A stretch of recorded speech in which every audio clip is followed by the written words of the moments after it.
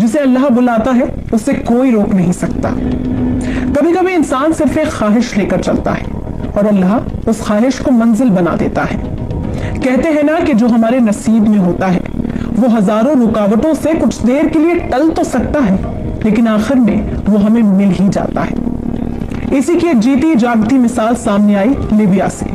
عامر المہدی منصور الغدافی جو حج کے لیے نکلے تھے لیکن ان کا نام غدافی ان کے راستے کی دیوار بن گیا۔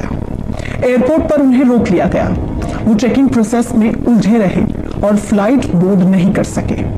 وہ سیکیورٹی سے گہار لگاتے رہے کہ انہیں جانے دیا جائے لیکن ان کی کسی نے نہ سنی اور پلین ان کے بغیر ہی چلا گیا۔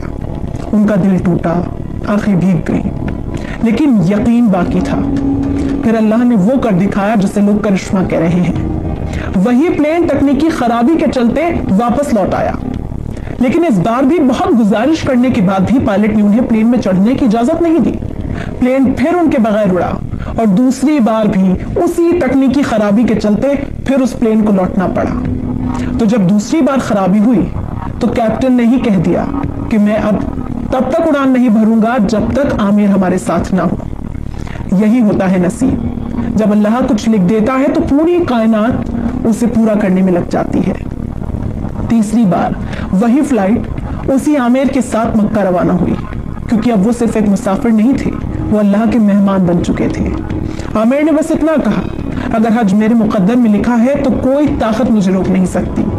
ان کی کہانی آج ہر اس دل کو ہمت دیتی ہے جو مشکلوں سے ہار رہا ہے، کیونکہ جو ہمارے نصیب میں ہوتا ہے وہ مل کر ہی رہتا ہے، چاہے زمانہ کچھ بھی کر لے۔